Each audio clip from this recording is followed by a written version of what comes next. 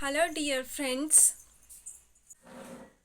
ಕಾಡಿನ ರಾಜ, jungle king, lion.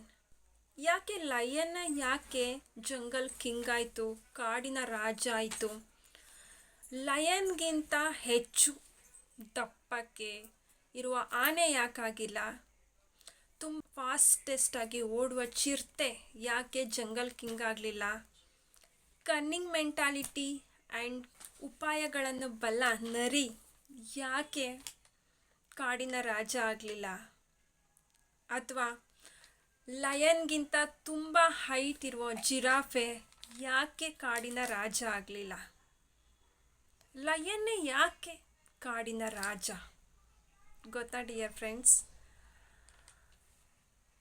Lion ಮತ್ತು ಈ ಬೇರೆ ಅನಿಮಲ್ಸ್ ಎದುರಾದಾಗ, ಮುಖಾಮುಖಿ ಆದಾಗ ಲಯನ್ ಹೇಗೆ ಇವನ್ನೆಲ್ಲ ಬೇರೆ ಅನಿಮಲ್ಸ್ನ ಹೇಗೆ ತಿಂದು ಮುಗಿಸ್ಲಿ ಅಂತ ಆಲೋಚಿಸಿದ್ರೆ, ಉಳಿದೆಲ್ಲ ಪ್ರಾಣಿಗಳು ಲಯನ್ನಿಂದ ಹೇಗೆ ತಪ್ಪಿಸ್ಕೊಳ್ಳಿ ಅಂತ ಚಿಂತೆ ಮಾಡತ್ತೆ. ಇಲ್ಲಿ ಮೈಂಡು, ಥಿಂಕಿಂಗು ತುಂಬ ವೈಟಲ್ ರೋಲ್ ಆಗಿದೆ.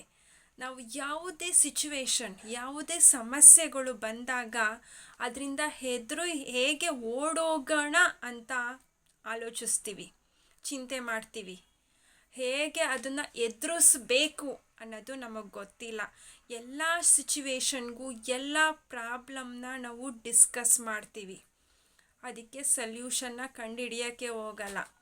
ಯಾವಾಗ ಸಲ್ಯೂಷನ್ ಮೈಂಡ್ಸೆಟ್ ನಮಗೆ ಡೆವಲಪ್ ಆಗುತ್ತೋ ಆಗ ನಾವು ಜೀವನದಲ್ಲಿ ಏನಾದರೂ ಒಂದು ಸಾಧನೆ ಮಾಡಬೇಕು ಅಂತ ಮೊದಲನೇ ಮೆಟ್ಲು ಹತ್ತುತ್ತೀವಿ. ಪ್ರತಿ ಸತಿನೂ ಲಯನ್ ಎಲ್ಲ ಪ್ರಾಣಿಗಳ ಮೇಲೂ ಅಟ್ಯಾಕ್ ಮಾಡಿ ಹೇಗೆ ತಿಂದು ಮುಗಿಸ್ಬಿಡ್ಬೇಕು ಅಂತ ಪ್ರತಿ ಕ್ಷಣನೂ ಆಲೋಚಿಸುತ್ತೆ.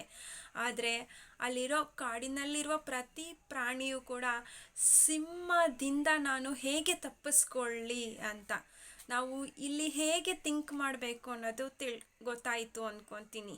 ನಾವು ಲಯನ್ ರೀತಿ ಥಿಂಕ್ ಮಾಡಬೇಕು.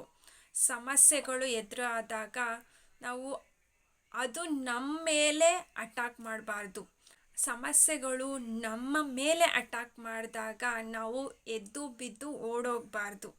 ಅದನ್ನು ಚೇಸ್ ಮಾಡಿ ನಾನು ಗೆಲ್ತೀನಿ, ನನಗೆ ಆ ಶಕ್ತಿ ಇದೆ, ಸಮಸ್ಯೆಗೆ ಹೆದರಿ ಓಡೋಗಬಾರ್ದು. ಸಮಸ್ಯೆಯನ್ನು ಎದುರಿಸಿ ಬೆಳಿಬೇಕು. ಯಾವುದೇ ಸಿಚುವೇಶನ್ ಬರಲಿ ನಮ್ಮ ಜೀವನದಲ್ಲಿ, ನಾನು ಹೇಗೆ ಇದನ್ನು ಎದುರಿಸಬಲ್ಲೆ, ನನ್ನ ಶಕ್ತಿ ಸಾಮರ್ಥ್ಯ ಏನು, ನಾವು ಎಲ್ಲರ ಮುಂದೆನೂ ಹೋಗಿ ನಾವೇನು ಅಂತ ಪ್ರೂವ್ ಮಾಡೋ ಅವಶ್ಯಕತೆ ಇಲ್ಲ. ನಮಗಾಗಿ ಒಂದು ವೇದಿಕೆ ಸಿದ್ಧಾಗತ್ತೆ, ಅದರಲ್ಲಿ ನಮ್ಮ ಪ್ರತಿಭೆಯನ್ನು ತೋರಿಸೋ ಅವಕಾಶ ಸಿಗತ್ತೆ. ಅಲ್ಲಿ ಮಾತ್ರ ನಾವೇನು ಅಂತ ಪ್ರೂವ್ ಮಾಡಬೇಕು. ಲಯನ್ ಎಲ್ಲರ ಮುಂದೆನೂ ಹೋಗಿ ನಾನು ಜಂಗಲ್ ಕಿಂಗ್, ನಾನು ಕಾಡಿನ ರಾಜ ಅಂತ ಎಲ್ಲೂ ಹೋಗಿ ಹೇಳ್ಕೊಂಬರಲ್ಲ.